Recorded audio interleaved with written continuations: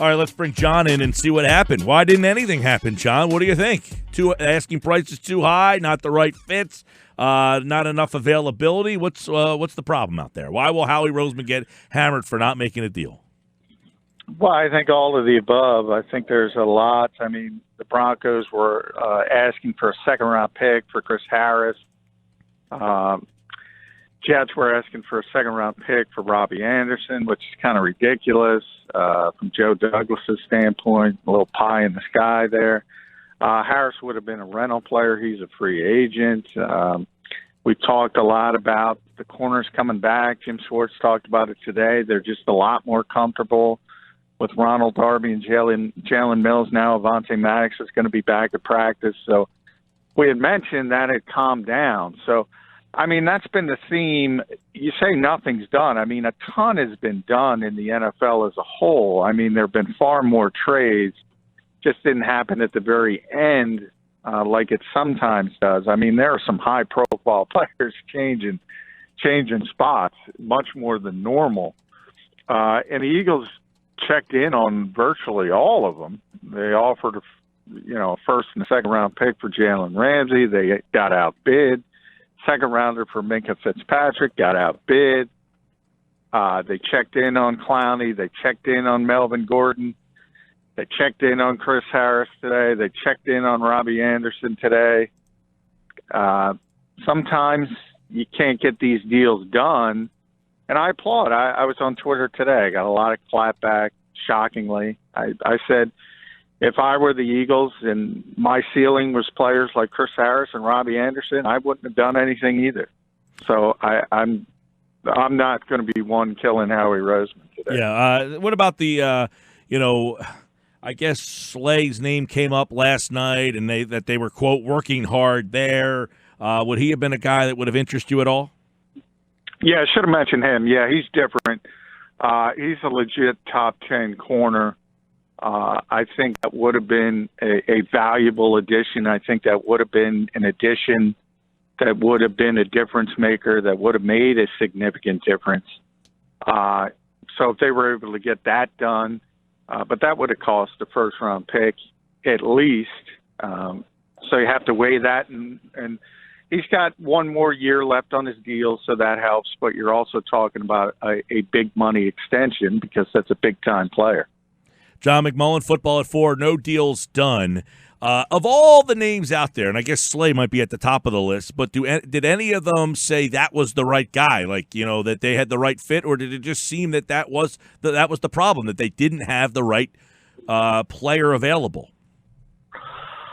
Well, I think, I talked a lot about receiver. I mean, there's a redundancy there, which I don't know why people don't understand. Deshaun Jackson is back. He's going to practice this week. Now, I don't know what Deshaun Jackson we're going to get, but if he gets through practice this week, they're optimistic that he's going to play on Sunday.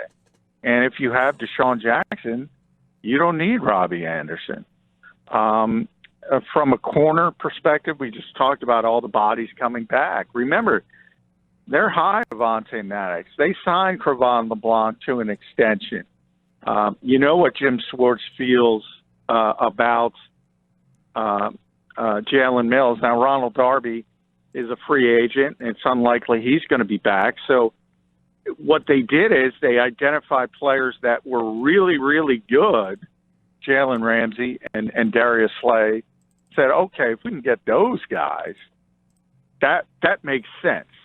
But I don't want to downplay Chris Harris because he's a good player and he's better than what you have here, but he's not that much better to where you can come into a new situation midway through the season, learn an entirely different scheme.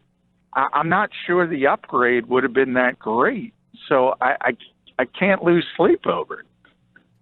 Yeah, I mean, when you look at the Eagles, John, that's kind of what the three of us were talking about earlier. And I guess for me, it's more of the offense where I question it a little bit. I understand Deshaun Jackson is coming back, but he hasn't been on the field all year. So it's tough to know and be confident in saying he's going to return and he's going to stay on the field because we all know that injury is serious, and it seems to reappear with a lot of players. So, and we all know what Nelson Aguilar has and hasn't done. We all know what Mac Hollins has and hasn't done. So I think that's my number one skepticism moving forward.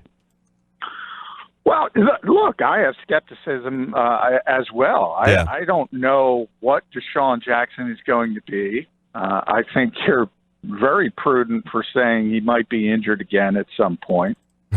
So if they were to bring in Robbie Anderson as an insurance policy, I'd have no issue with that. But you're not bringing in, you're not giving up a second round pick for an insurance policy. So that seemed to be, John, that seemed to be the problem almost everywhere, was if they would have brought a corner in, they would have had to bench a guy that they really like. Yeah. If they would have brought a receiver in, they would have had to sit a guy, essentially, that they really like. I know the fans would say, I don't care about Darby and I don't care about Mills. Well, the Eagles don't right. The Eagles don't agree with you. The Eagles don't agree.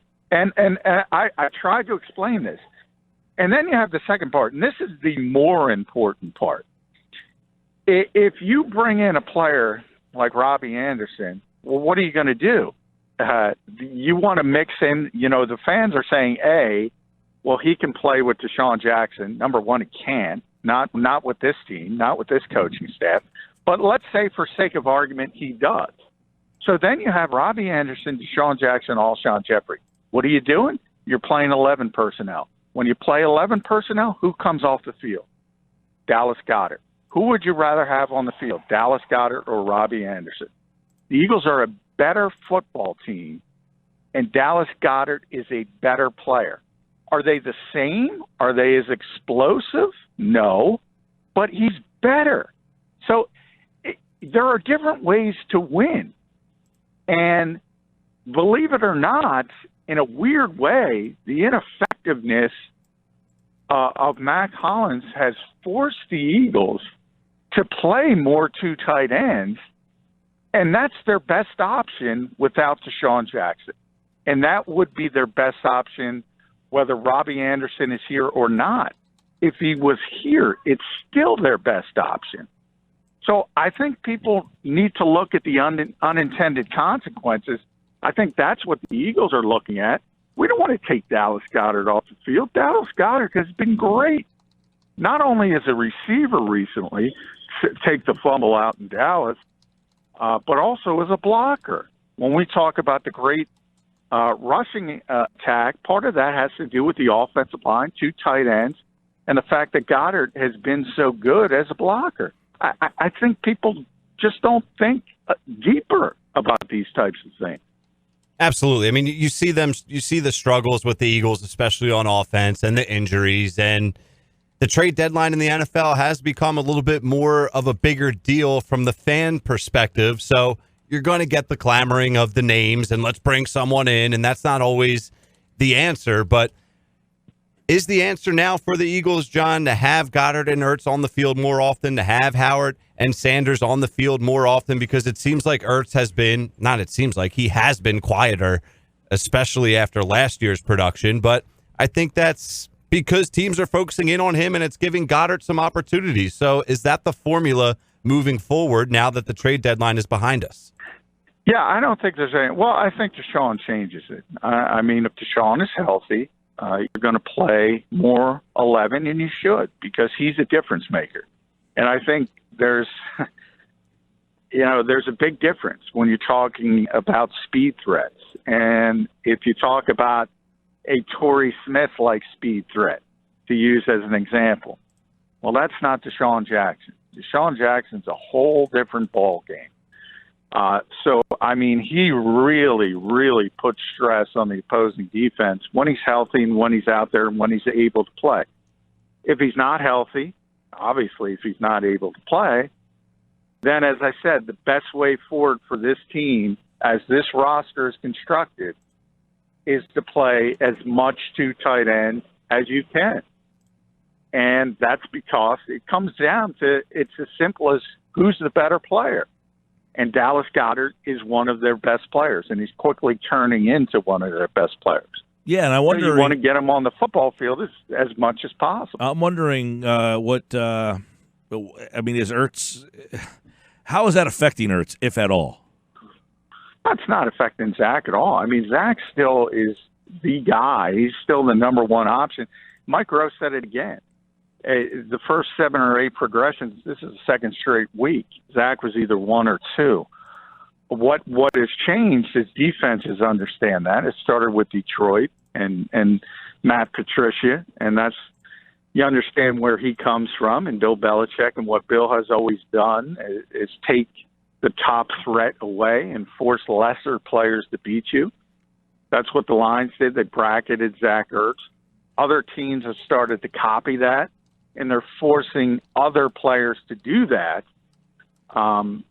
And guys got to get better. I mean, Alshon Jeffrey's got to play like Alshon Jeffrey. Dallas Goedert has got to perform like he's performing. Jordan Howard has come on. We've talked about Miles Sanders in the receiving game. You're not going to get help from Mac Hollins. We know that.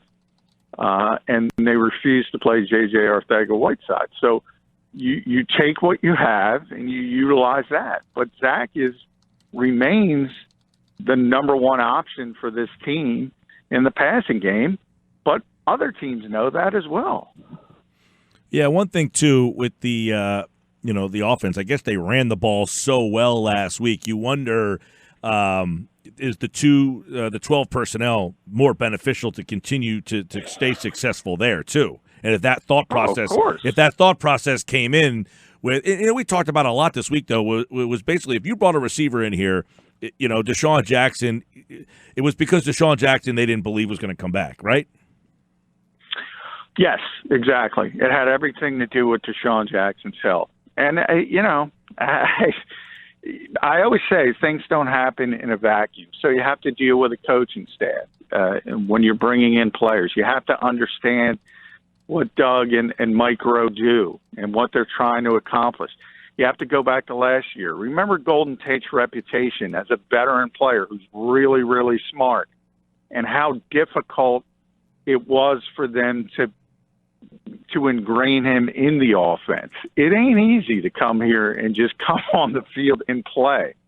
Then there was this other thought process that you can still play 12, but have Robbie Anderson on the field with Alshon Jeffrey. And all you got to do is go back to week 1 before Deshaun was injured. Nelson Aguilar was playing in 11 personnel. You want to know why? Because he can block. Well, he would still play in 11 personnel. Let me ask you this, though. Robbie Anderson can't block. What if 12 personnel? Hypothetically, okay, they were able to get A.J. Green. Do they say, no, we're not getting A.J. Green because we can't sit Alshon Jeffrey and or Deshaun? That's something like was the mind like. If you're saying, well, A.J. Green was available, we didn't want to get him because we can't tell Alshon Jeffrey, sorry, you're sitting. Yeah, I mean, Alshon wouldn't sit. In that case, you would move pieces around the board because that's a real difference maker. But you also have to enter. I mean, they weren't seriously in on A.J. Green. He's got injury issues. So then you're talking about veteran receivers. You have 2 veteran receivers with significant injury issues. So you're complaining about Deshaun's injuries, but you're also getting an injured receiver. So that never made sense. But if you're going to bring in a player like that from a talent standpoint, then you got to start moving pieces around the board. I guess my bigger issue is people were overvaluing players like Chris Harris and Robbie Anderson. There's a difference when Jalen Ramsey and Minkah Fitzpatrick and A.J. Green. Those guys are different. You make concessions for them. Other players are role players. They might be good role players in theory, and they've been good role players in other places, but they're not that type of difference maker. So you're not going to move or change your entire offense or defense for them. What do you think roster-wise, the way they're set up right now? Well, they got 7 defensive ends. They're light at tackle. I know they made the trade yesterday for a guy who they announced as an end. is there something else coming, in other words? Yeah, I mean, I don't see how they can carry 7 defensive ends. I mean, they could. You can do anything. But as you mentioned, they had to cut Bruce Hector. He'll be back on the practice squad. But they have to keep the guys they did sign from other practice squads. They have to keep them on the roster for 3 weeks. Vinny Curry was on the market today because of that overage at defensive end. So they were trying to move players as well. A lot of teams were calling about Halapoulivaati Vaitai as well. So there was a potential that some guys would be moving out, and a guy like Curry would have been just to ease that overage, as I said, at defensive end. I mean, you don't need 7 defensive ends, but that's where the Eagles are right now. Talking with John McMullen at JF McMullen. Little football at 4 as the trade deadline comes and goes. Nobody's on the move. That's everywhere. Nobody made a deal. Now, the Eagles did make a move yesterday. What did Jim Schwartz have to say about the trade they made yesterday? Do you get the feel that Jannard Avery is in his plans for the near future? No, not necessarily. I mean, the Eagles really, really liked him coming out of the draft last year, and he was a guy they were looking at as a potential situational edge rusher late in the process. So they've liked him for a while, and they saw the opportunity to get him. He was really productive as a rookie under Greg Williams in Cleveland, but they made a change, obviously, on the coaching staff. Steve Wilkes is the defensive coordinator now. He didn't play. So he went from he played 60% of the snaps almost as a rookie. He had 4.5 sacks. So he showed a lot of promise as a pass rusher. And the Eagles think he's a defensive end.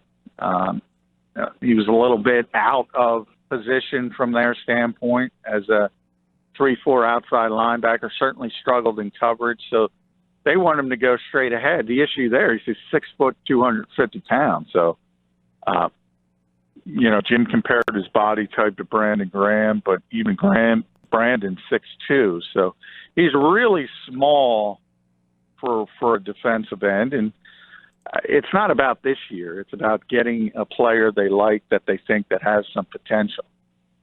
What are our thoughts on the linebackers now, John?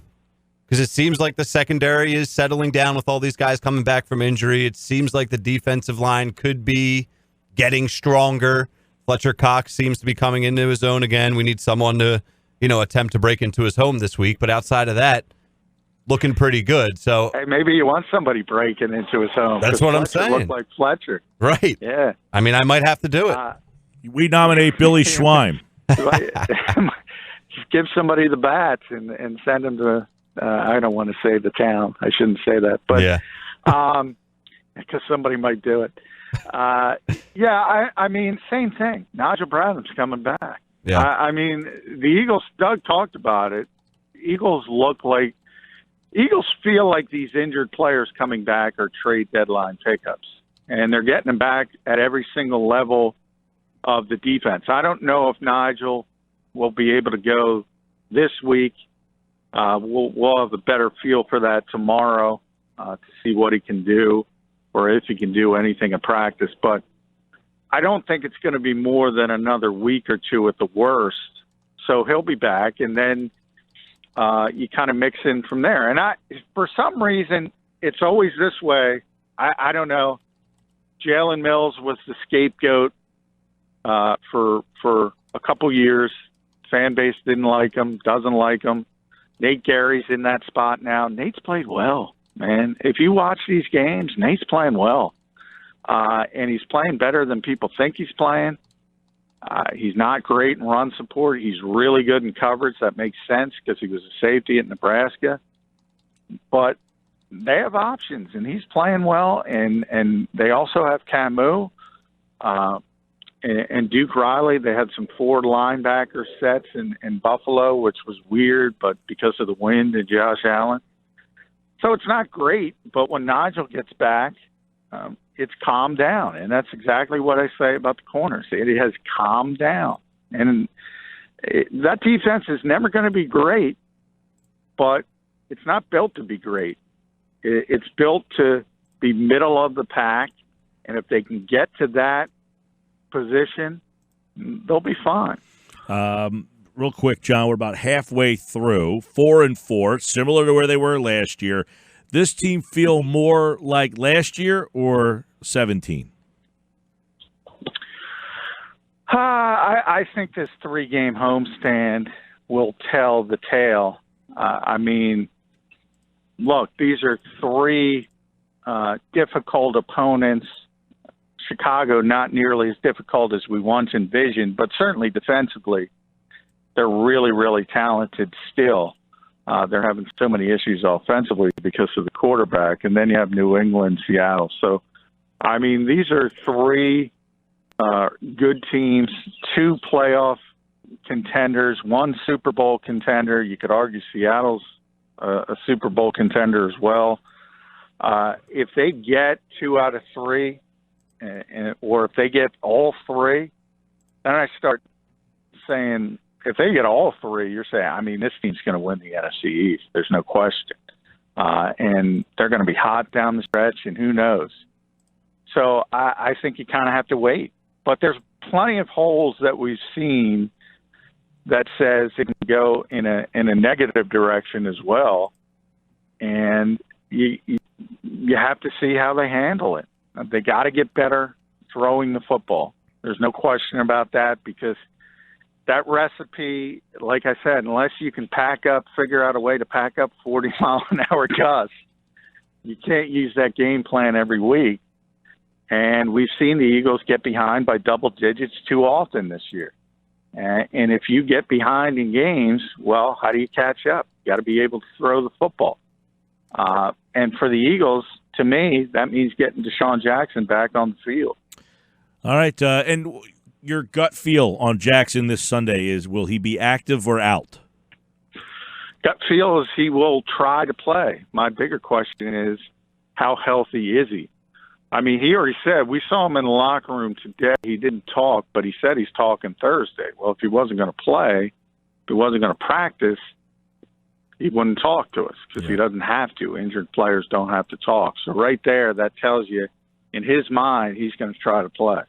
All right, football at 4. Eagles stay pat, as does everybody else. So everybody's going to play with the same deck they were dealt at the beginning of the year. Down the stretch they come. Thanks, pal.